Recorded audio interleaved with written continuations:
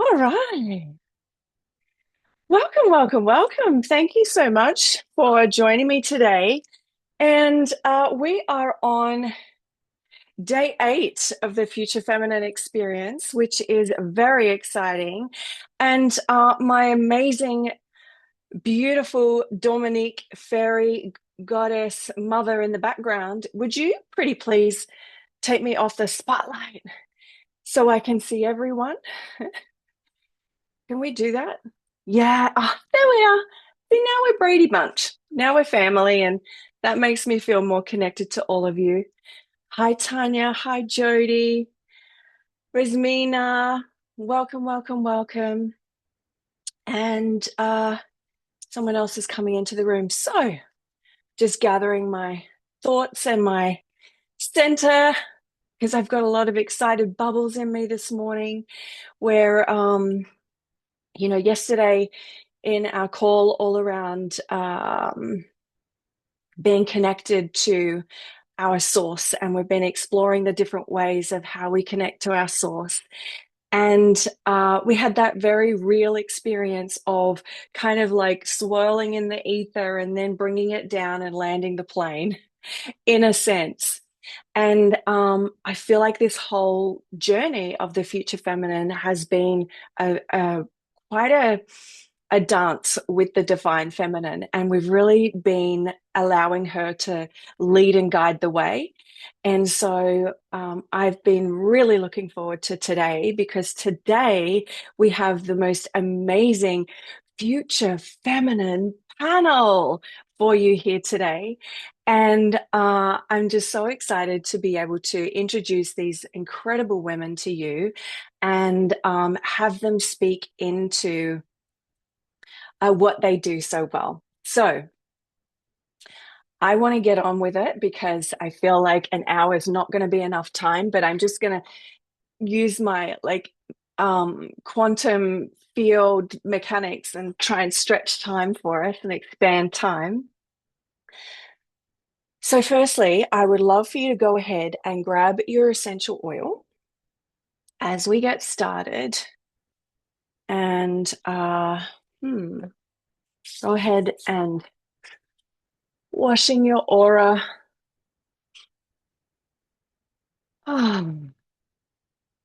Breathing that in 3 times. Just allowing yourself to land in the space. Allowing yourself to land in your body as we collectively land this future feminine plane. Oh, whilst never losing connection with all that is. So just if you place one hand on your belly, one hand on your heart, closing down your eyes and really bringing presence.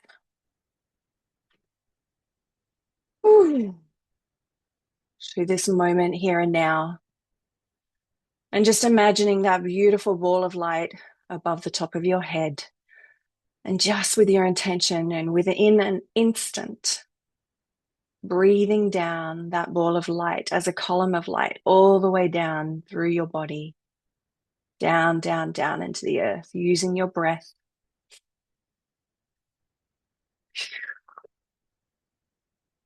to guide this energy, to plug you in, to have you feeling safe, expanded, tapped in, tuned in. And as you sit with this beautiful energy cascading around you, through you, we're going to have the pleasure of having the beautiful Alicia read us the opening invocation. Thank you, Peta. I welcome all of you, beautiful women, as members for this gathering. I open this circle to share space with you and honor your truth. I hold you as a member today of our sacred space. This is my gift to you. You belong. I am your sister who sees your power and your truth as a leader. I feel and honor your heart. I accept you for who you are and who you are not. Thank you for showing up in this world and today in this circle. Put down your sword, my sweet sister, for I have come to hold your hand. Release your shield, my dear friend, for I now support you safe in my arms. Speak to me, dear one, whispering, shouting, dancing your heart's deepest desires. Cry with me as we again hold each other, swamping in the face of our pain and fears. Illuminate your brilliance, my beautiful goddess, reflecting like the full moon, the sun's explicit offering. Allow me, as you would a child, the dreams that once danced in your night vision. Build with me, my sister, as we roll up our sleeves and dig deep into the fertile soil of our collective good, co-creating together balance, harmony, and peace on earth, a new world of divine feminine leadership.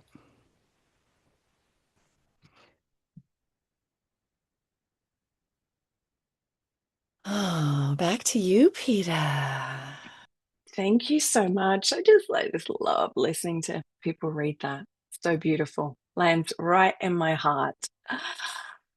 All right, my lovelies. Let's go ahead and grab your candle. We're going to stitch ourselves in, and I would love for you to type in the chat in one word. Uh, what was it that I wanted you to type? What is the one quality that you admire in a woman who inspires you as a leader? So just one word, what's the quality you admire in a woman who leads that inspires you? And I'm going to go ahead and light my candle. Uh, for me, authenticity. Ooh, here we go. I love it. I love it. Authenticity. Yeah, girls. Yeah. Softness, resilience, embodiment, confidence, integrity, grace, confidence, positivity, non-judgment, vulnerability, consistency, stays anchored in center. Thank you, Lynn, for making one word into four. Oh, I say that with the utmost love because as a fellow projector. Why put it into one word when you can use four? Inclusive, welcoming, non-defensive aliveness. I love this so much. All right. So as I say, we have been on this future feminine journey, and it has been a journey. And it has been a massive journey for myself and Tanya, personally, and with our relationship and our leadership, as well as I feel a massive journey for the community as well, whether or not anyone has been conscious of that. And I think this is the point about the future feminine is she's intangible, yet she has a tangible ripple effect.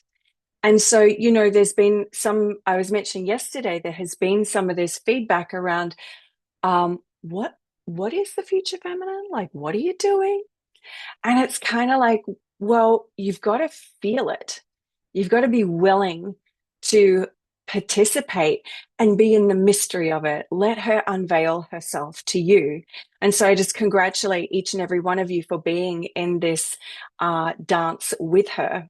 And so we've been talking about the spiraling and using that trying to put structure to something intangible, right? Using the structure of this right relationship of self, sisterhood, source, and service. And we have landed, our plane is taking a pit stop in the realm of service. So when we are embodied and alive and aligned with the future feminine of ourselves now, let your minds bend around that. How do we show up?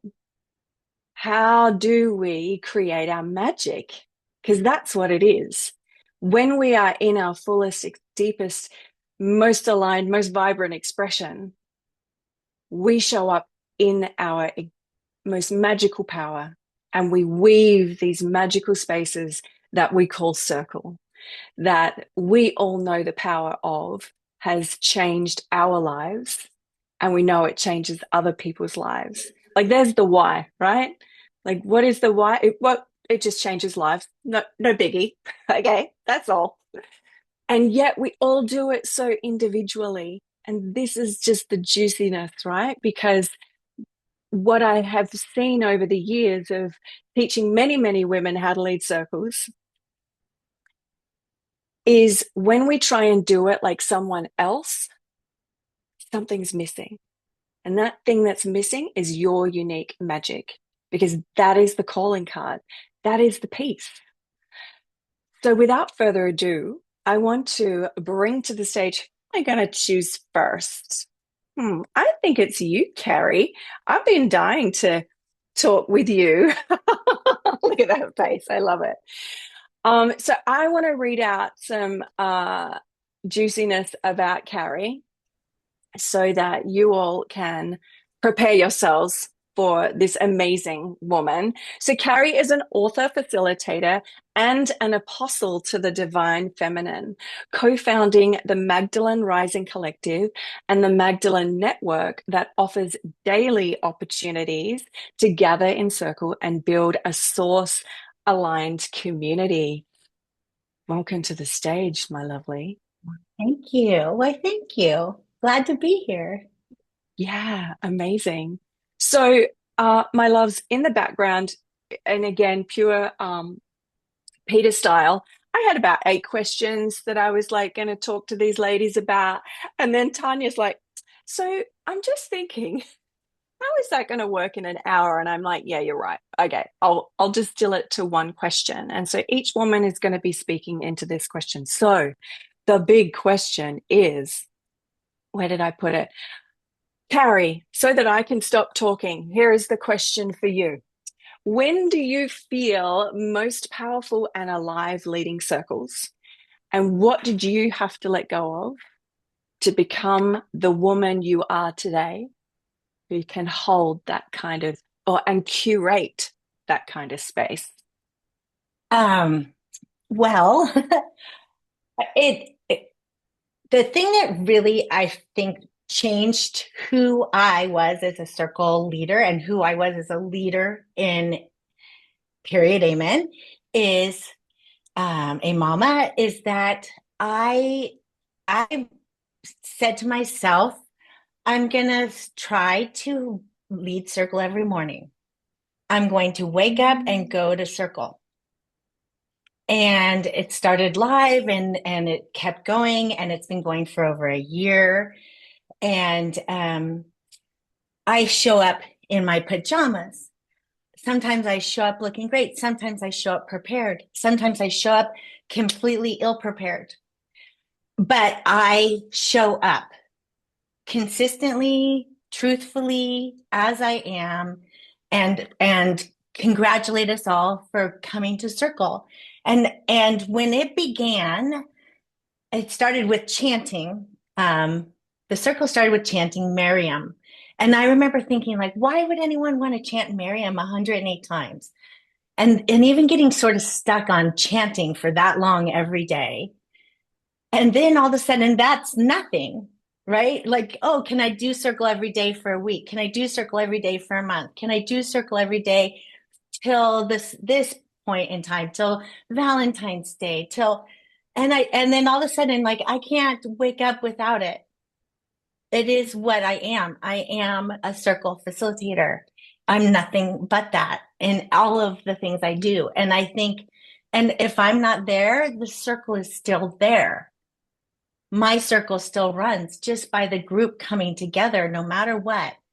And that, like, giving up the reins of having to bring forward some sort of special learning or teaching every time and just allowing circle has been what has been and what has changed.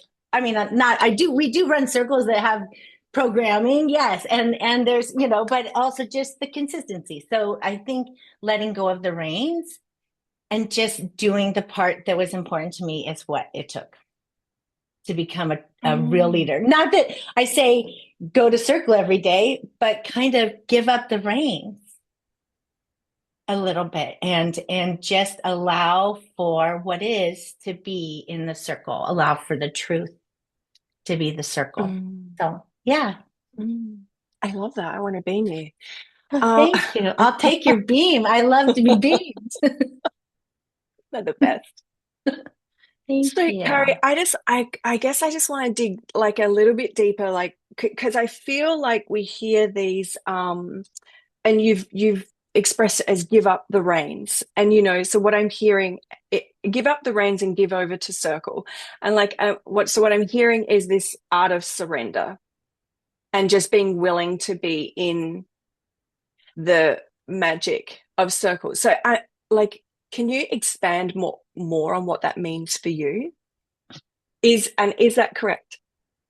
Yeah, I mean, I think it is really correct. And part of it was allowing myself to be seen no matter how I was, Mm. right? That's a part of it. Like and also because when I show up, like sometimes I turn on the camera and I'm like, oh, hold on. And oops, I dropped can you still hear me? I dropped my headset. I Yes. I hope you can still hear me. But doing that has allowed the women to not be worried about how they show up. Hmm. And I think that that's been given a lot of people permission. And I also, yeah, it's given a lot of people permission, or the Hmm. same people permission over and over. Yeah, Um, and I giving up the love it. reins also in that I don't um I don't feel like I own what I facilitate. Hmm. And if somebody is going on and being like, you know, chanting Miriam 108 times, like, please, yes, because I meant to share this word, and that doesn't mean I hold it for myself. It means that anybody who's heard it from me can turn around and share it again, and Hmm. turn around and open their arms to the next woman and say, come into my sisterhood, come to sisterhood with me. Here's the way. Hmm. And I think Mm. that like, here's the way. And we've had messy in this year of every day. I've had women like scream at each other all of a sudden. It's a prayer circle. We're writing petitions to the divine feminine, and they've gotten angry. And I have just been like, it's okay. Show up again tomorrow. Show up again tomorrow. Let's just keep coming through it all. And it's been amazing. And that's been a real transformative thing. And also we have other big programs. Like this is not a big program. This is like the free program. This is like the Lost Leader program that has changed me. Yeah. It's not the big program. It's not that. It's not that. So And so I want to just weave in your human design because I'm looking at your chart now. So if everyone, Carrie is a 3/6 emotional generator.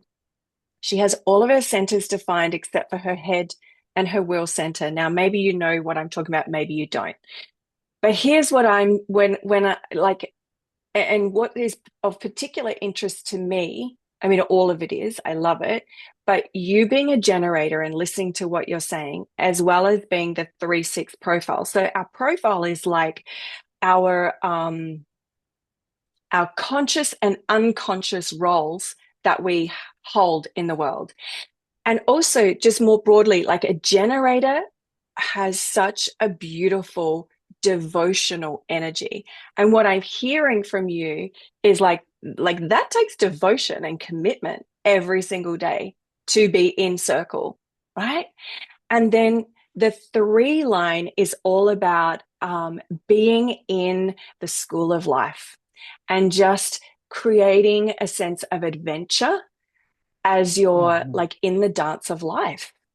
And the 6 line is around, and 6 lines really come into their own when they turn 50, because it's essentially like we've graduated life and we get to fully embody this role model the era of the wise woman, the wisdom keeper and the wisdom teller. And so I just like salute you and beam you and love you in your power and your magnificence. And thank you for sharing. And you can tell I'm over 50. I Well, definitely, yeah, I know. It's like that learner teacher. And I'm like, oh, thank heavens. Now I feel like I do have wisdom. And that wisdom actually doesn't even need me to dispel it. mhm, It's just mhm. there. It doesn't, I don't Yeah, have to yeah, you figure just it out. embody it. Yeah. Yeah, yeah, Yeah. yeah, Thank you yeah. so much. Thank you for Um, having me. I love, and also all of this, I have to say thank you to Sistership Circle and also getting through the hard times that I had in programming and in Circle here and learning how to hold myself, and so mhm, yeah, mhm. thank you. Thank you for having me today. Thank you. Thank you. I would love for Miss Lisa to come on up to the stage. Would you like to join me, lovely woman? And I'm going to go ahead and find this amazing. Um, Lisa Hunter, founder and into spiritual minister at Free Your Menopause, guiding women in peri and postmenopause to break old crusty rules that no longer serve them and to claim their unique strut. So we can enjoy the fuck out of this life, out of this time in life. Yes, sister, I hear you. I'm in the menopause and I'm got my strut. So welcome, welcome, amazing woman. When do you feel most powerful and alive leading circles? And what did you have to let go of to become this amazing woman who can curate these transformational spaces? Ooh, yeah, it's a great question. I've been percolating on it for the last few days, and what comes to mind is that I recently rebranded my website, and to do that, I did a big photo shoot. And for the photo shoot, somehow I got in the space of I'm just gonna frickin' have fun. Like I'm gonna do what I want. And I mean it's funny because I've mostly lived my life that way anyway, but this was sort of on a next level of that, maybe even more true. And so I ended up having a blast with this photo shoot. It's not like a pretty photo shoot per se, but it's so me. And while I was doing the photo shoot, it really I've known this about myself, but I've never like consolidated it into an aha moment until recently. But it really made me recognize that what I'm really good at with Circle and working with women is holding space to break rules. So holding space to like fuck the whatever, right? Like this, like you read for me, the crusty old rule that you've been following, and I'm working with women in menopause now. So for 50 years, you've been following this rule because it was instilled in you and you just came to take it as something that you should do. And maybe like the air you breathe, don't even notice it's there. But, we reach this time of life and this is the time to just, we don't have the time or energy anymore to be spending on rules that don't fit us.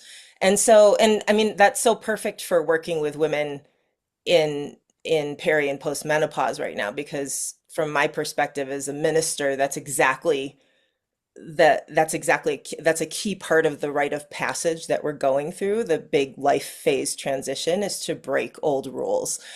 But I also see that I've been doing it all my life and all the other iterations of work that I've done. And so I would answer that question by saying I'm most alive when I'm in a circle, when I'm holding space for women to break rules. And then really the turn on there is not just the breaking of the rule, but the truth that comes out as a result of the breaking of the rule. So I broke this rule and now we can see you more, right? We can see who PETA is more. We can see who Carrie is more because she's broken this rule and stood more in what's true for her. So that's, I think, the real turn on for me is holding that kind of space. And the thing I've had to let go of, and this is an unexpected aha that I had recently, but I still don't know quite where exactly this is leading me. But the thing I've had to let go of that has felt really helpful is over the years I've had different businesses where I've held, like, the intention has been to hold really big space for movements or for big change. Um, and I did it. I was a singer-songwriter for a while, or, well, for like over a decade. I was a performing musician. I wanted to like change the world in a certain way when I was doing that. I led something called Sacred House for people who are spiritual but not religious, and I wanted to change that whole paradigm. And the same thing, I started out with this menopause work. And what I realized recently, if I look back at what actually succeeded, it was always small, intimate work in groups with like one-on-one or one-on-two, or in small, like 10 to 12 person groups. And it's so interesting because I just said uncle to that, like, where I just kind of surrendered to it, and I didn't even know I was resisting it. Um, that's really what happens naturally for me. And I have to believe, because it has for decades now, I can look back at my track record, that that's actually what I really want and what I really love. And so I'm kind of playing with that right now, and letting go of these other kind of bigger space holding visions, which I think came more from having a really good business mind and recognizing that, like, if you have a lot of people in your programs, you make more money, right? And I mean, it Mhm. wasn't just all from money. It was wanting to make big impact. But I think what I've realized is I make really big impact when I hold intimate spaces where there's really deep, powerful transformation. So that's a big one that I've had to let go of. I've had that image of myself for like several decades, the holding the big space for Mm, a movement. So yeah. mm. Oh my God. So much richness in what you've just shared, Lisa. And this is me meeting Lisa for the first time as well, and Carrie for the first time, and Alicia for the first time. And anyway, Lisa, gosh, so much of what you said, I love, love, love. And so I was looking like this at your human design as you were saying about what you've had to let go of and what has actually naturally been there for you, which are these smaller, intimate, deep spaces. And there's something within our human design and our gene keys, which the gene keys calls our culture sphere. So where we are naturally, like, who are our people naturally? Mm, And what is the best kind of dynamic for us to work in? mm. And it's attached to your or our unconscious Jupiter gate. And you have to forgive me because my eyeballs don't exactly want to work because I'm trying to blow this up, but I can see that look, I got two glasses. Hang on. Okay. All right. Well, the part that I could see anyway is it is actually in your design that the best space for you to show up in your leadership, in your business, it's the line 3, which is around you work best in groups of 3 to 15. So how wild is That's that? that's really, we didn't plan that. No, no, I know. This is just the cool And I bit. don't know anything about human design either, so that's really interesting. Yeah. Wow. Hmm. Well, and this is what I love about human design as well, because remember, well, for everyone listening, watching, however you're absorbing this, human design is a tool, and it is also a living technology that we get to use to see ourselves and guide ourselves. And also, we have that within us. So when we're connected to our own truth, our own authenticity, when we're allowing ourselves to shine and be in our own sovereignty, if you will, we kind of naturally just display what the human design chart tells us. And so the other thing that stands out to me is your profile is a 3-5. And, you know, yes, the 3 being in the school of life and always being in the adventure. And actually, the 3 line, and in particular, the 3-5 profile, is really all about learning through mistakes. And actually, mistakes aren't a thing. Mistakes are actually an opportunity of learning. And it's like, oh, okay, that didn't quite work. All right, I'll do this. As opposed to when we make it mean something about ourselves. Because how often when we make a mistake or don't do something right, we make it mean something about ourselves. And so then the 5 line, is the leader, like the you know how you were talking about having this vision of leading big events, and it you have the ability to influence and inspire people you don't know Mm. in a big way. And yet I love the nuance of, and actually I'm really in my genius zone in these smaller, deeper, intimate spaces. So I love what you shared. Thank you. Mm. Thanks, Peta. Yeah, thanks for the space to have that aha. Yeah, To be yeah, witnessed by amazing women. Yeah. yeah. Beautiful. Thank you so much. Yay. Mm. Now, I would love to call Miss Lynn to the stage. Lynn, you are invited to come on up, and I'm going to find Lynn is the founder and creator of Mindful Creatrix, supporting women in deep self-discovery and creative expansion through intuitive, creative, and transformational practices, beg your pardon. Her work helps women reclaim their creative self and inner leadership so that they can express themselves with clarity, courage, and confidence, all through her programs, circles, and books. So welcome, Miss Lynn. I have a beautiful connection to Lynn through being in, I think it was Business of Circle. Is that right, Lynn? Yes, Yeah, yep. yeah, yeah. Yeah. And so over to you, my fellow projector. When do you feel most powerful and alive leading circles? And what did you have to let go of to become the woman who can curate that kind of space? I feel most alive when I'm allowed to be me. And that was a process to get to.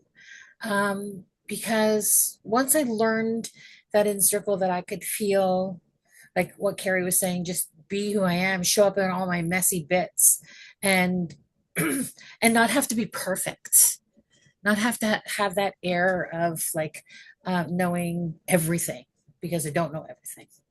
But being able to, as a child, I always wanted to be a teacher. And so I've thrown the word teacher out the window and be, allowed myself to become more of, um, oh, what's the word I'm looking for? I want to say guide, but that doesn't feel right. So I'll have to stew with that little word for a bit.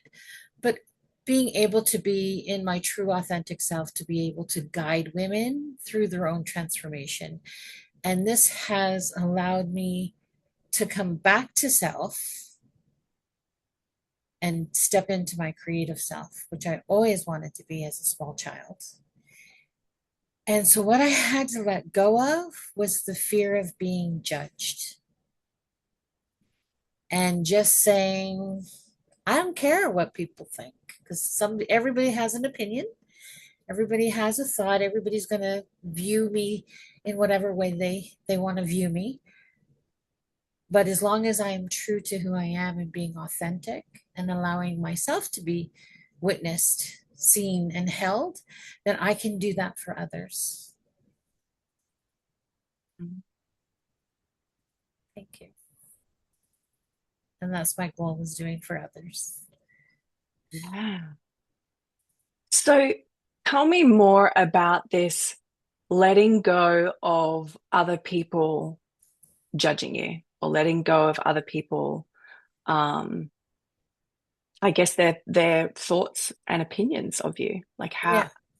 how did you do that? Honestly, I said, fuck it. Like there's that fear of like publishing my book, and it's like, who's gonna want this? Who's gonna read this? Who's gonna actually my first aha moment came. I always wanted to open my own cafe. And I opened my cafe, and I didn't even have it a year before I was diagnosed with esophagus cancer, and I sold it. And I was so upset about it. And my daughter said to me, "What does it matter, Mom? You had a dream and you did it." And that was like, that sticks to me every time I feel like, well, who's going to want to show up? Who's going to want to read this? Who's going to want to? And those words ring in my head. Who cares? Who are you doing it for? Yes, I'm doing it for the collective, but I'm doing it in a way for me as well. And when I'm doing it for me and I'm authentic, then I radiate that energy. Mm-hmm. People who want that and resonate with that, and they become that are in alignment with who I am and what I do. That's where the key is, and that's what matters. And the judgment just goes bye-bye. I love it so much. Yes. So, everyone, Lynn is a 2-5 emotional projector. She has 3 centers defined: her root, her emotional solar plexus, and her will center. And, we have had our Telegram group going. And as you were speaking, Lynn, before I knew what type you were, I was like, she's a projector. I can feel it. I can hear it. And because projectors are here to lead and guide others, and also we use our voice a lot. And so even though your throat center isn't defined, however, a lot of people can think that means that you don't use your voice in what you're doing. However, it simply means it's when a center is not defined, it doesn't have consistent energy. However, when it's undefined, like yours, you amplify others' energies. And so actually what happens is you can say the thing that's in the field, that's in the space, that people are thinking, but they're not saying. Mm-hmm. And you can say it and you can just nail it. And people are like, how did she know that? Like, was she in my head? And being the profile of the 2-5 is also really interesting, because in the profile lines, there's 1, 2, 3, 4, 5, 6. 2 and 5 are both projected lines. So you're a projector with a projected profile. So really, like as a projector, your life is a projection of you. Whatever comes into your life is a projection of you. So exactly what you were saying around, the more I get my energy in alignment, the more the right people show up, the more that I'm in my essence and in my flow. And, as projectors, we have a really interesting strategy, which is around, so strategy for all types is like, how do I best interact with the quantum field and these other amazing beings on the earth? How does my energy fit, essentially? And so as projectors, it's called wait for the invitation, but there's actually a bit before that. It's called allow yourself to be recognized. So as projectors, we have to be seen. Like we all have to be seen. And also we have to see ourselves first. And I think that's why so many I can't just distill it down to projectors are the only ones that go to circle, but I guess I'm going from my own experience. I felt like circle was the first place I could truly see myself from all angles, because I had all of these women showing me, so I could talk to you for hours, but I won't. I think Is there the anything safe else you wanted to say? Yeah, there you go. I knew you were going to say that. I think the safe thing to say is oh, now you made me forget. So when you were saying about like a circle being for projectors, I think, oh, now I forgot what I was going to say. Um, it's about allowing ourselves to be seen in that space, but it also gives us that permission to see others. Does that make, so it's like for a projector, we can reel in that energy, and it's like a big hug, and then disperse it back out. So circle Mhm. is a great place um for projectors to project and be projected. I don't even know what that is until now. So but if that makes sense, it's like we can Mhm. it's a great place to be seen, to be heard, and to give. Mm. Mhm. Mhm. Thank you. Thank you. I appreciate you. Appreciate you too. Yay. Yay. Would like to come up to the stage next. Do I have any takers, or you want me to continue to like throw out the Dominique, you're coming up, girly. I can see you in my sphere. So I want to welcome you up to the stage, the spotlight. So I want to go ahead and introduce this magnificent woman, where Dominique, I love your name so much, serves as sister support extraordinaire for the Sistership Circle team. And she facilitates yogic circle journeys that guide awakening feminine souls into the embodiment of their dharmic calling. Welcome to the stage. Now, you would have seen Dominique has been part of this entire journey of the future feminine. And I just have had the pleasure of getting to know her and witnessing her in this. It's an immovable, tangible power, is what I would say about you, my lovely. So, Dominique, when do you feel most powerful when alive leading circles? And what did you do, or what did you have to let go of to be that woman? When I first read the question, the word that immediately dropped in for me was devotion. And so when I feel most powerful and alive is in the process of co-creation with the divine, and I relate to it as the divine feminine, the divine mother, in preparing the space, cultivating this energy that's welcoming, that's open. Because for me, she's the one that's, yes, I'm there facilitating, but she's the one doing the work within the circle. And I'm holding the space to allow for her to come alive in the other women in the space, for them to really allow for her to drop into their bodies, to feel her, to feel their guidance. And I relish in being able to cultivate that energy, preparing that space for them to come in, for it to be sacred, for the work to be done, visualizing them, seeing them in their fullest expression, and then welcoming them in and seeing what manifests out of it. Okay, I don't know what's going to happen, and I always get excited to see what is made manifest in that process. So for me, it's that preparation piece that feels the most powerful. Mm. And what I had to let go in order to do that was control. Like it literally isn't about me. I'm a conduit, I'm a vessel.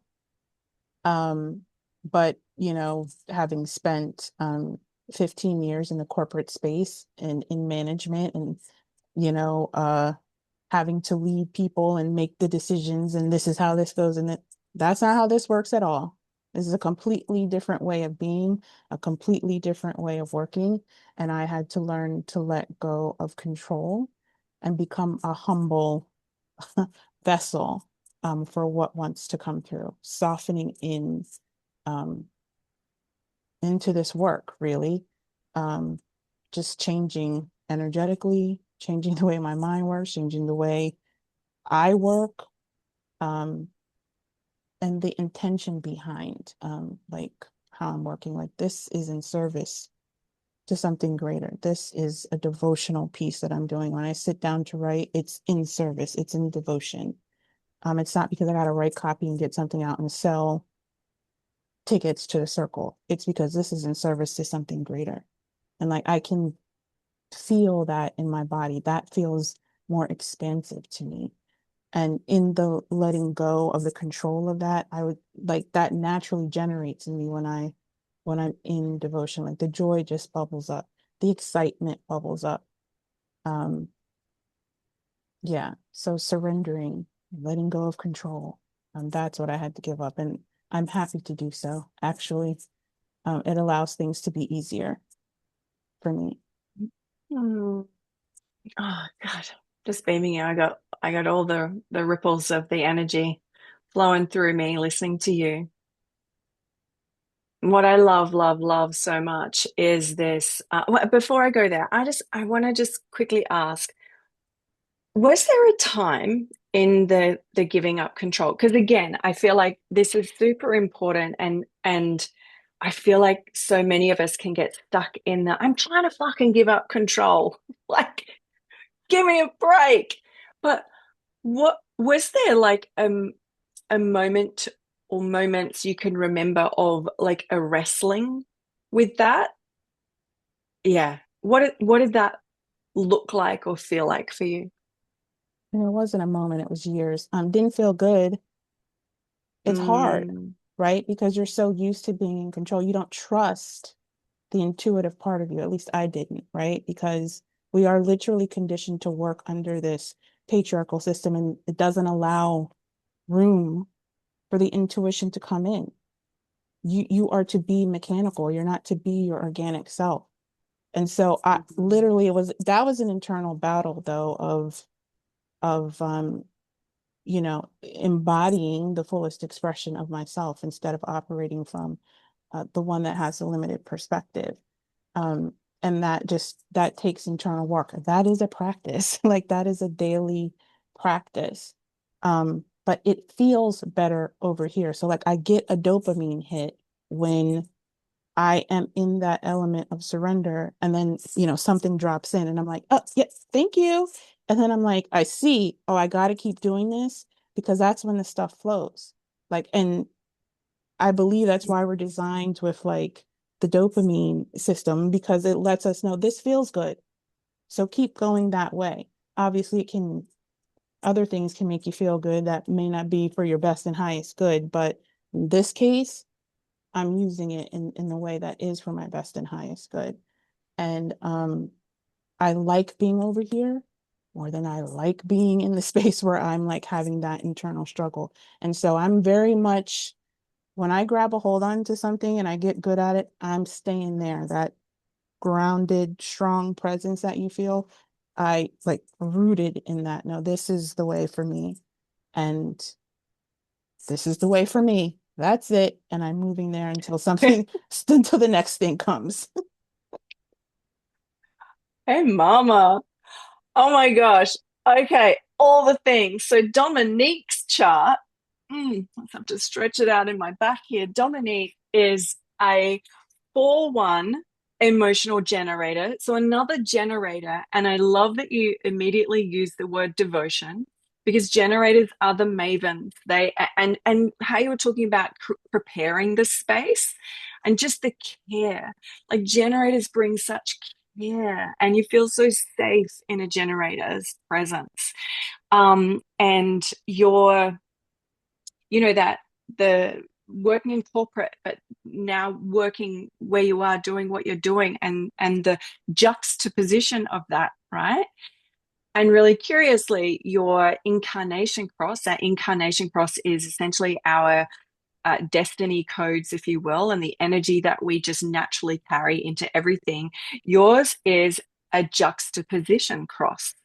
And so the 4-1, so the 4-1, the 4 is all about community, all about connection, all about building this safe foundation of people, like it, and it's just your genius.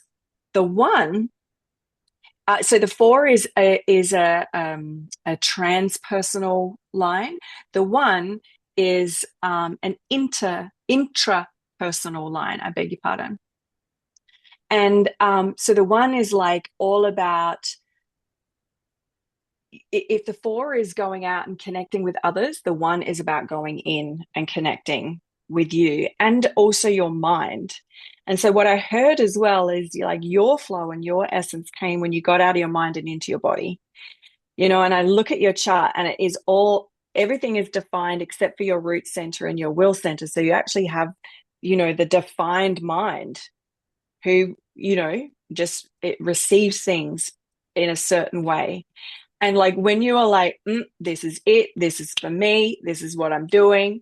The 4-1 is what we call a fixed fate as well, if you will. It's just like, I'm on it. Ain't nobody moving me. I'm here. This is it.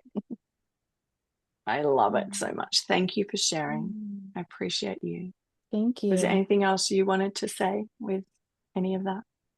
Well, thank you for affirming that. Yeah, I'm not doing anything else. I'm moving forward with that. Like I like words of affirmation are like my love language, so that affirmed me. So thank you. Oh, stick with me. I got words coming out everywhere. Thanks, Dominique.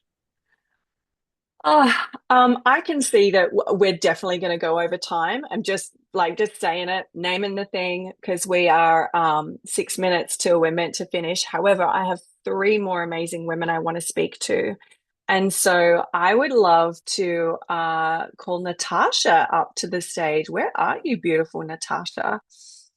My sister Kiwi is living in Australia. Where is she? I'm going to go ahead and find your lovely stuff. Is Natasha still here? Yeah, I'm here. Where are you? Dominique's trying to find you. Yeah, raise your hand, Natasha. You're virtual. I'll raise it While like using the virtually. Yeah. While Natasha is making her way, it's like can't an see emoji it. down the bottom, babe. Oh, there she is. Oh, hello. Did you find me? Hi. Yes, you're here. I can react. Here's a heart. It's fine. No, we've found you. Oh, you There found she me. is. Okay. Yeah. Natasha Daubney, welcome to the stage. Natasha is a witch, earth priestess, footballer, mama of 4, who guides women to claim their magic and create a life that feels deeply satisfying. There's so many words that you've used that I'm in love with. And is this little treasure our mastery, baby? Yeah, this is Silas. They're taking Hello, it out. Silas. Hello, Look how big he is gorgeous now. man. Okay, you're shy. Just woke Can up. can I tell the story? Yeah. So I had the privilege of being in mastery with Natasha, mastery of circle. And we had this amazing retreat that we started with. And this goddess proclaims to the world that she's consciously in her, she had set the intention she was going to consciously conceive before she came to the retreat. And so we're all like, oh, that's so exciting. How wonderful. So this is the beginning of mastery, which is a 9-month program. So she turns out, we find out she had conceived. So little Silas was this forming beautifully within her womb. We go through our 9 months of mastery of circle, and you cannot make this up, my loves. You cannot. On the very last mastery call, Natasha couldn't make it because she sent a message. I've actually just gone into labor. We're like, what? Are you kidding me? We've like just birthed. Well, we didn't birth it. this amazing woman like free birthed her baby, and we're all on this mastery call, and we're singing and we're praying and we're dancing, and we're like, you are magic. So yes, you are an earth priestess. Oh, it still gives me chills talking about it. And here's magnificent Mr. Silas, who is Yeah, 5 years old now. forever. Yeah, right? Forever the mastery baby. Yeah. In my heart. Anyway, so my love, when do you feel most powerful and alive leading circles? And what did you have to Oh, let go of to be that woman? oh goodness. When do I feel most alive? I feel most alive when I am connecting with people in a way. I say people now because being a footballer now, there's a lot of guys and boys around too now. It's not just women. Um, when I am able to be whatever form or expression of myself that wants to come forth within that environment, and I widen people's perspectives and the way they see themselves and who they can become. And I think I've landed on that because when I'm in circle, it's very deeply spiritual. It hums through my body, and I touch women or and guide women to touch themselves in a way that they haven't before internally, somatically, in their bodies. Um, and then I can also do the same thing with this community at football that is not necessarily spiritual, but I'm opening them up to thinking about things in a different way. Like we've sat at the beginning of training, and I've said to the boys, let's just check in with how everyone's feeling after yesterday. Like, what is the thing you were feeling at the end of the game? And they've gone and they've all spoken into that. And I'm like, how do you want to feel? Like, how can we let that go together? And like bringing that in with them and getting them to think differently about, okay, I'm at sport, I'm at soccer, um, but I'm actually thinking about how I think about as a soccer player. Um, and that, like, yeah, that juices me up. That gets me really excited. And there's something I'm finding lately that being in the spaces that aren't deeply spiritual, like I've always kind of led circle in that way, is touching my heart in a different way than that did, because there's more discomfort for me to go through to potentially bring new awareness and concepts to people. No, discomfort's not the right word. More stretching of my edges to bring that forth. Yeah, to bring it out. Mm-hmm, mm-hmm. I love it. Well, what did you have to let go of What to did I have to be let go of? this woman? I think the biggest thing I had to let go of was judgment and feeling embarrassed. Um, feeling like, yeah, like feeling embarrassed of however I had expressed myself, or if I hadn't perfectly expressed myself in perfection, right? The other people's, I had to let go of thinking of this view other people would expect of me, or this way of Mm-hmm, acting or behaving or speaking or doing. And I'm like just putting all that in my head that this is the expectations on me, right? Um, mm-hmm, and some of them were, things that yeah, as you're raised and you're brought up. But that was probably the biggest thing, is letting go of I have to be this certain way. And like I said, like I get to shape shift and be whatever expression wants to be most alive within whatever space I'm in. Like I've been in the sauna having like deeply conscious conversations with people I'm sweating next to. Like wherever I'm at, I can, yeah, like I can be what I don't have to be the same person in every place either. I think that's been a big thing, moving from circle in a spiritual sense to circle concepts and these workshops I run for the girls and the women at our clubs. Like I can be different people. I don't have to just mm-hmm, be spiritual, deep, earthy goddess Natasha priestessing women. I can be like quirky, like lively, fun. We're like getting excited football, Natasha, as well. Mm. Yeah. Mm. Thank you. Thank you. I love this so much. I love this so much because there's, we've been talking about in this future feminine piece, I can't remember, maybe it was the first or second call, but we were talking about how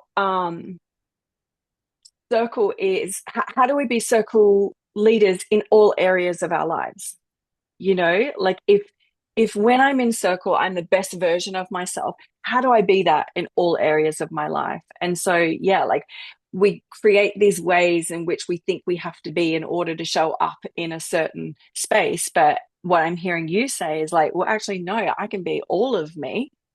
And I know I can be this person over there and this part of me over there and this part of me over there. And I love when you're talking about I can bring the excitement and the football Natasha in there. And so everyone, Natasha is a 3-5 emotional manifesting generator. So we've got our first Mani-Gen to the stage. And so manifesting generators are sacral beings like our generators.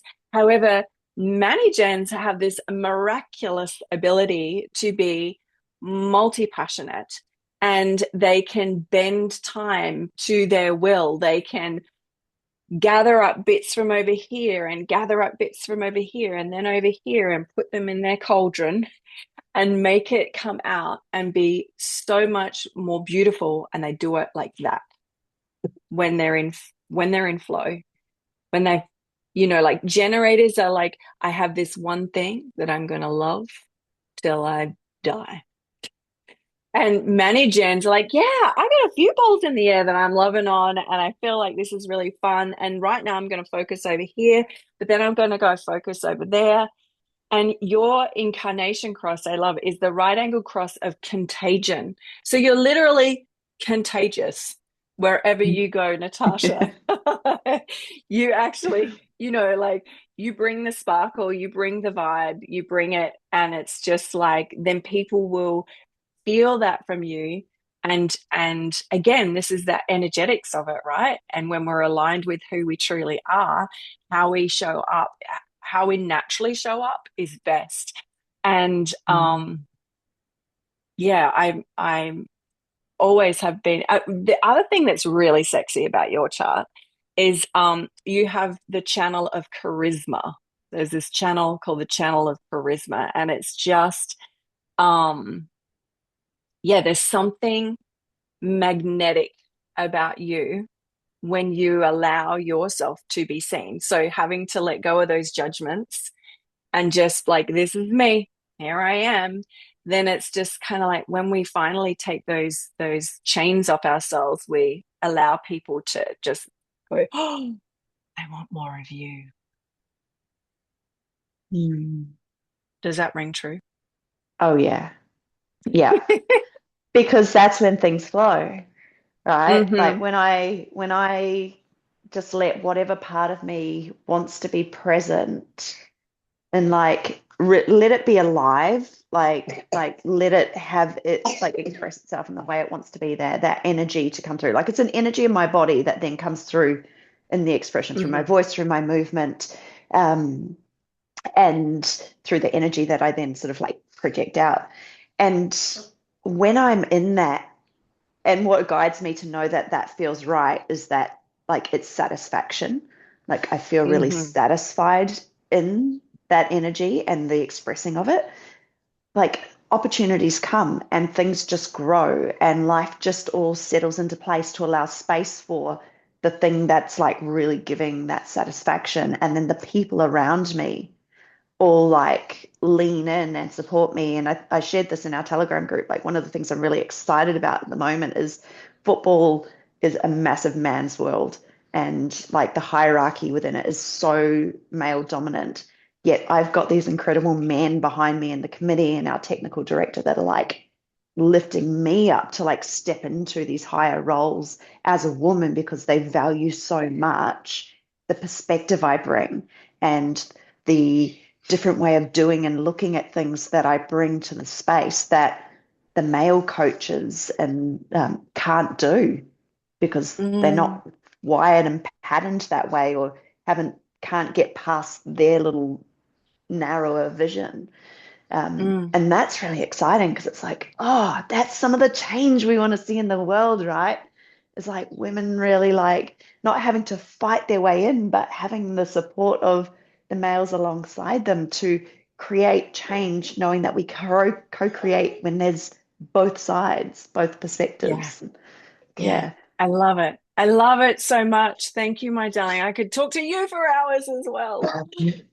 So much of what you Thank just said, I you. want to like pull apart and speak into. So Mm. maybe we just need to like do a podcast or something and we'll just interview each of you individually. Who would have thought football would do this? And it also fits. I love it. Thank you, gorgeous woman. Thank I would love to call to the stage Miss Isabel. Where are you, Belle? Come on up, and I'm going to read out about the beautiful Isabel Bridges. Belle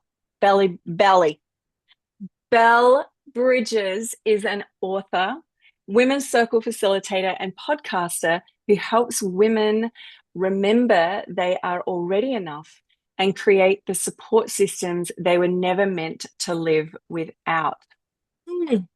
Welcome to the stage, amazing woman. And I have had the privilege as well of being in circle space with you. I think it was Business of Circle as well with you, wasn't it, my lovely? Mhm. Yeah, yeah, yeah.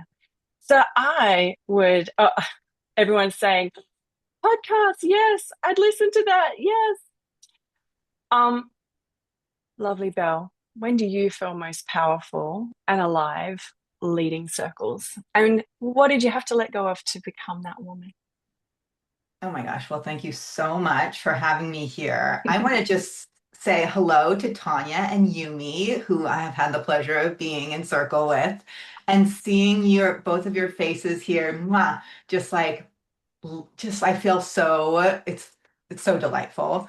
Um, Hmm. and I think that that is one of the things that makes me feel powerful is being able to tap into the energy that the women in the space bring and the magic that the culmination of those energies creates. Even if they are not like speaking, I find I can tap into the energy of the space. Um, and I feel most powerful when I'm listening from a place of like it's I don't know quite how to say it, but it's like a curiosity because I'm so curious. And when I look around a space, I can make myself weep with the beauty that I see in the women. Like I can even do it right now, just tapping into like the beauty that is here. Um, and to be able to really listen to someone and to hear what is said under the words that they are saying makes me feel like I am powerful, because I am. So I think then to answer the second part of the question, what did I have to let go of to become the woman who can curate that kind of space? I'm really still in the letting go of it and it's internalized misogyny. Um, Mm. because I spent a long time, and I still feel this, being really angry at the misogynistic world that we all find ourselves in. Like, I'm just mad. Um, and I came to a point where I realized that I have it within me. I have parts of me that are overpowering of other vulnerable parts. And I haven't done away with that completely, so it's definitely a process, but I'm realizing that I can bring my own ability to listen to myself Mm. and that I don't always do that. So that's kind of the edge that I'm currently playing in circle with other women is not listening to myself because it takes a lot of safety. It takes a lot of internal safety to let myself be heard by myself. And an old part of me would have bypassed those feelings of not being safe because of old programming. And so what I'm really learning is to listen to myself the way I listen to other people. Mm, thank you. And you do listen. You listen with your whole self. I feel that very much so. I am like jumping out of my skin at how many words you just used that are like, I'm like, oh, there it is. I can see it in the chart. I can see it in the chart, like literally using the exact words of the gates of Oh your my God. incarnation cross. Like, I'm just like,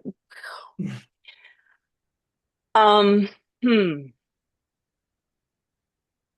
I just want to just put my excitement aside and just why do you think that we don't listen to ourselves? Hmm. Oh, I think there's so much noise all around us Mhm. that we're listening to, like the outer commentary, that it's just it doesn't often feel like there's space, and we haven't always learned how to create that space. I think that's one of the reasons I don't listen to myself when I don't, is that there's just not, I haven't created that space. And then Mhm. when I do create that space, so much happens that I don't even have to like do, but it happens as if by magic. And all I had to do was create the space for it. I didn't have to actually do the thing that made that thing happen, if that makes sense. Mm. Mm. Yeah, it absolutely makes sense. Absolutely makes sense. So, Mm. um, okay, let me give it to you why I'm just so in love with all the words that you just said. So, the very first thing you were saying about I'm a curious person. I'm so curious. I think that's why I love listening. And you are, for everyone playing along at home, Belle is a 1-3 sacral manifesting generator. So another Gen in the house, but she doesn't have an emotional authority. So her sacral is an immediate yes, no. Yeah, no. Mm-hmm. Uh-uh. Mm-hmm. Uh-uh. It's just an immediate. And it's like, listen to your body, listen to that, move through, like bypass the mind, listen to your body. All sacrals need to do that. But Belle being a Gen. So anyway, your profile of the 1-3. So the one in traditional human design is called the investigator. So this is the role you play in life. However, the essence of it is curiosity, Mm. right? The essence of the line one is curiosity. You're so curious. You go down a rabbit hole when your sacral is just like, oh, this feels really good. I'm just going to I'm diving in here. Like I'm coming in hot. I'm here. I'm looking. I'm learning. And then you also, the 3 line is then about then taking it into the world and experiencing it for yourself to Mm. um, prove what you've discovered. And Mm. so the other piece, your gene key of evolution. And so our gene keys of evolution are um, these are our stretch areas. These are the places that we need to learn and grow in order for us to really rise into our power. And yours is the gate of the listener. Oh, okay. Like I'm just mind blown, and Belle's going, yeah, okay, yeah, I get it. Yeah, that's Yeah, no. that track. But it's the gate of the listener, and it's like, how can I? And it's actually specifically listening to the collective story as well, right? And hearing the collective story and how do we rewrite that narrative. And the other one, you were saying beauty a lot. Mm-hmm. And the gene key, your purpose sphere is the city of beauty, like finding beauty and just driven by seeing the beauty in in the small moments, And it's like, you can't capture them because they're like that almost, but it's this creative expression of you. So I'm frothing over here. Can you tell who's the human design geek? Like me. But how does all that land for you in terms of, well, like what I'm hearing is it's again affirming when you're in your natural flow, of course. Yeah, my whole body is going, yum, yum, yum, yum, yum. Yes. Sacral manager and just all sacral is like get turned on by life. That's the juice. Yeah. Like, how do I get turned on by life? How is this doing it for me? And follow that, follow that, follow that. Thank you, beautiful Belle. We're so far over time, and I love you for being here over time. And I'm sorry to have gone over time, but I can't help it because you're also amazing. Thank you, Belle. I appreciate you. I want to now pull up onto the stage the gorgeous Alicia. And this is my first time meeting you. And Alicia Love, everyone loves Alicia Love, can I tell you? That's the word on the street. I'm like, I'm going to meet this Alicia Love. So, Alicia Love is a Venus astrologer, women's circle facilitator and trainer, and soul coach who midwives women into embodied feminine leadership through ritual, the mythic Venus path, and the sacred medicine of circle, guiding women into deeper intuition, authentic connection, and empowered expression. Well, hi. So good to meet you. Yeah. Yeah, it's so good to meet you. So, Alicia, when do you feel most powerful and alive leading circles? And what did you have to let go of to become that woman? Oh my gosh, I love this question. I've loved hearing everyone's answers, and I feel a thread of the weaver of me in every one of you women. So, really feeling that mirrored experience of what it's like to be embodied and so fully feminine. I'd say it's been 23 years since I've gotten the download that I am here to embody the divine feminine, and that's a pretty big mission to feel into. And the power of that has given me permission to break down the barriers of what this culture has like groomed us to be, and to be able to walk the walk out of a value system that's different than the main culture has made me feel really powerful in the sense that I feel like a culture keeper, a creator of a new culture of being, which is why I love working with Sistership Circle and I love leading Circle.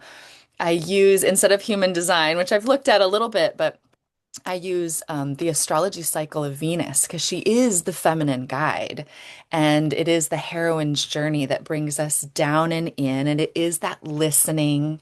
And so I feel so powerful when I know I'm listening to that intuitive guidance that is directing me to be more, like I said, acting out of the example of what it looks like to be feminine, to be in a soft strength, to be in a vulnerable power, to shift the narrative from the thing I've had to let go of is that controlling masculine. I think a few of us have said that, where it's been the power over control or the need to control my outer environment to feel safe.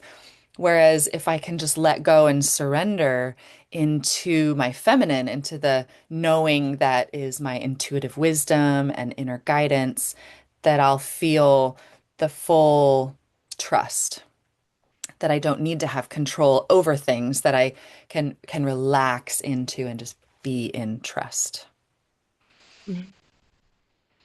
I'm like mesmerized by you right now. I'm just sitting here, just like, am I meant to speak? Because I'm in love with Alicia Love. And Yeah. Yeah.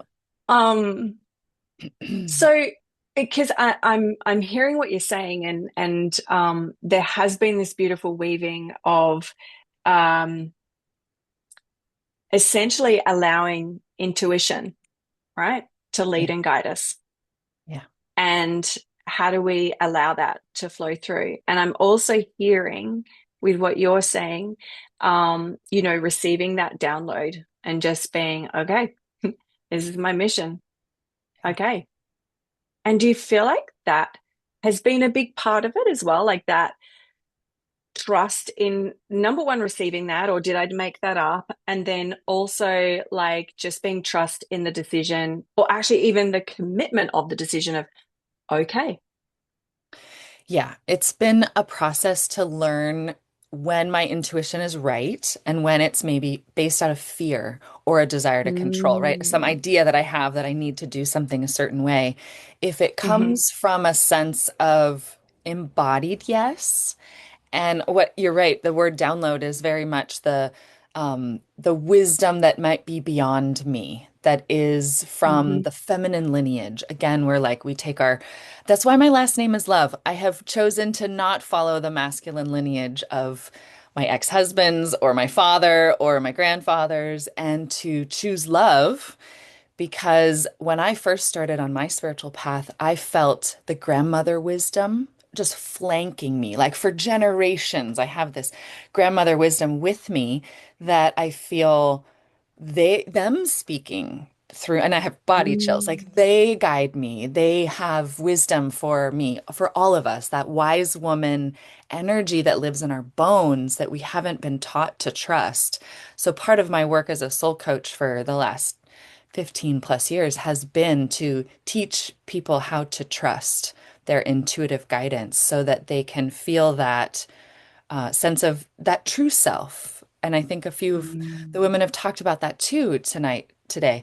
This trusting oneself, but the truth of it. I think I'm more guided by my value system as the pillar of strength, that I'd let my feminine swirl around and play with. And it's funny because I wrote some notes for what I was going to say, and I haven't even mentioned how much I dance and how movement is so important to me. But like that's what brings me back to circle over and over again, that we include all of these things, that the wisdom of the cyclical earth and moon and cosmos is part of it, a part of the feminine, that the mirrored experience of sitting in circle and getting to reflect and be heard and listen is part of the circle experience. And just like Carrie, I live circle everywhere I go. I do lots of events and dancing and things where I bring this presence, and that's what helps people to also feel the permission to Mm. do that same trusting, listening, feeling guided, because I can do it, lead by example for what that looks like. Mm. Mm. Thank you. I love that. I love that you brought that word up again, permission. Mhm. I've been described as a living permission slip from people, in circle because, yeah, when you have that safety of just allowing yourself to be that full expression. And yesterday we were talking about the dance of the inner masculine and feminine, and really bringing those parts of ourselves into sacred union, and that then becomes, our source of inner strength and power, if you will. And I was describing how, if the masculine looks like this, a friend of mine once described, this is how I see you and your husband, Peter.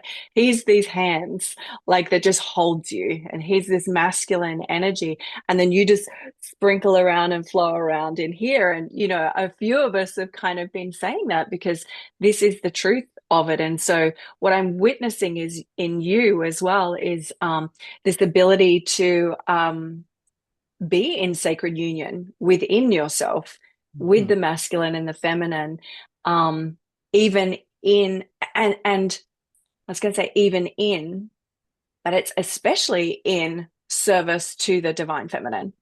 Yeah. And, like this is so much about what this future feminine, this essence that has just been pulsing through my body around it is time for us to get the memo we cannot leave the masculine out of the picture, and we cannot look to others for the like, let's bring it home into ourselves, into our body. Let's build the scaffolding so that we can have this and be this. I haven't got words. I'm using my movements.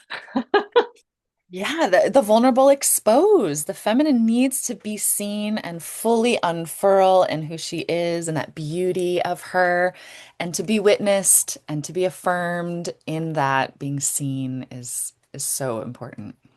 Yeah, 100%. Like I love this. I say to my husband, I love just being doted on. Like just devote to me Yeah. and watch me shine. I feel like that's the expression, right?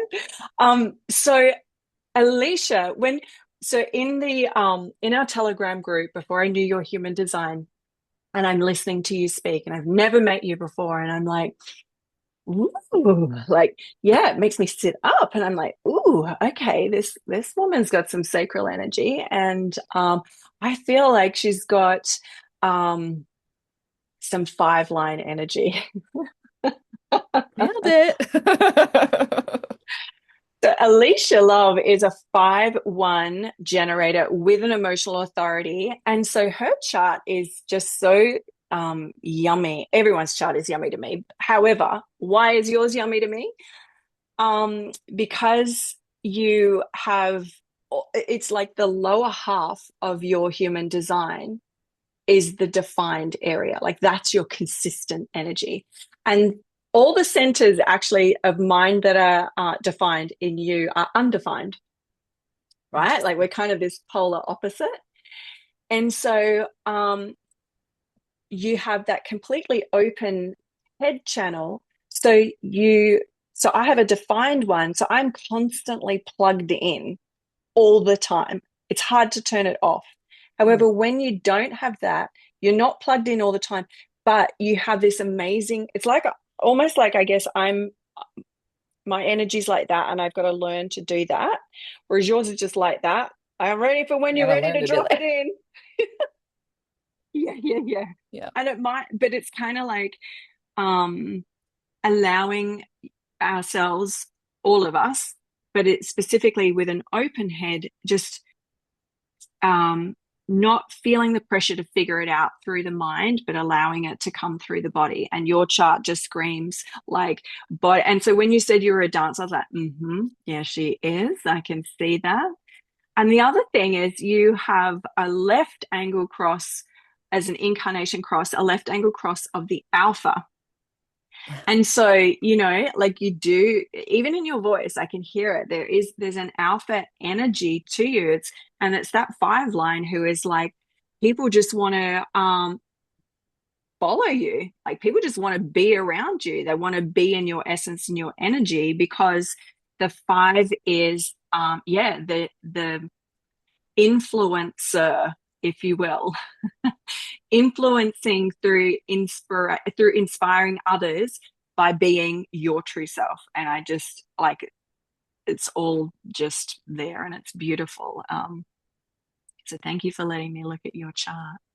Thank you. This has been such a wonderful time with all of you, sisters. So good to see you. And I do miss being in circle with Dominique, and I saw Carolyn was on here, and Belle, and all of you. So looking forward to more. Thank you. It has been kind of like a little reunion, as well as a get to know you, and feeling all the love. And I get this thing that happens with my hands and my feet that kind of get like, when my feet get sweaty and my toes start. Maybe I was just thinking, am I orgasming? But no, not yet. I can. Yay. I love it. Thank you, Alicia. I appreciate you. So, wow, we've gone 30 minutes over time. What would the circle god say about this? How outrageous. Where is Lynn? No, Lisa, I broke the rules, man. I broke the rules. In circle, I did not stick to the time, but I did kind of share that I probably was gonna not stick to the time. However, I do want to have a quick look at, Dominique, my love, can you take me off of the spotlight so I can see everyone again, please? I love, love, love seeing all the people. There you are. Thank you. Thank you. I want to see what you guys have written in the chat, because those of you who are here with us, and thank you for staying overtime. Jody has said, stitching out with greater understanding. Katia is saying, I allow intuition to guide me and I welcome the wisdom of the grandmothers. And Dominic, I miss being in circle with Alicia. And so I would love gratitude. And she's a Leo. Of course she is. Of course she is. I need to talk to you about the Venus thing, Alicia, because like I've got a Pisces stellium. I got Venus in there in the 12th house. Like, yeah, I'm feeling you. I can't even find myself. Here we are. I've gone into my champagne bubbles. I'll bring it back down. I just want to say thank you, thank you, thank you to each and every one of you for being here today. And thank you, thank you, thank you to each and every one of you watching the recording of this. I feel so energized and inspired and empowered to be in the same space as each of you and all of you. And what a miraculous, wonderful gift it is to have circle in our lives and be stewards of circle medicine and allow ourselves to be these most magical expressions of ourselves and facilitate glorious spaces for each and every one of us. So with that being said, I want to invite us to stitch out with one word of what you are taking today. And thank you, Dominique has put in the companion sheet for you today. I haven't done any of the housekeeping. Again, rule breaker. Thank God you're here, Dominique. What else am I meant to put in the chat? I'm going to trust that she's got me. That's it for today. Okay, amazing. I just wanted to, again, just do a little process of allowing each of us to just unstitch energetically and moving and giving back everyone's energy into the space, and then calling back our own energy back into our hearts.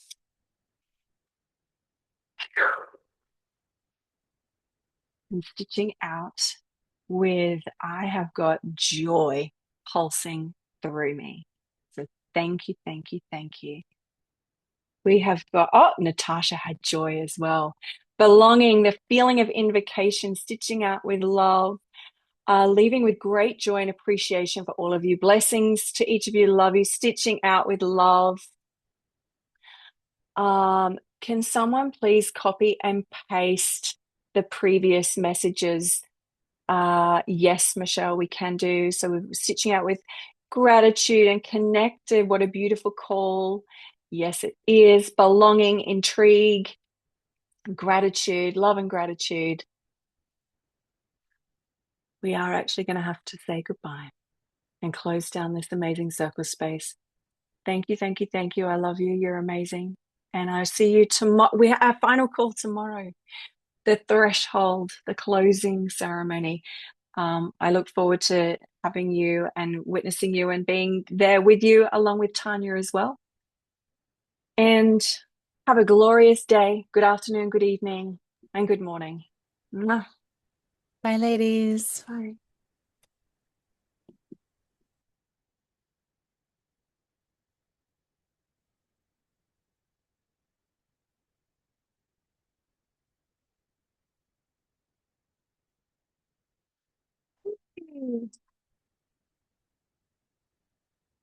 How was that for you, my love?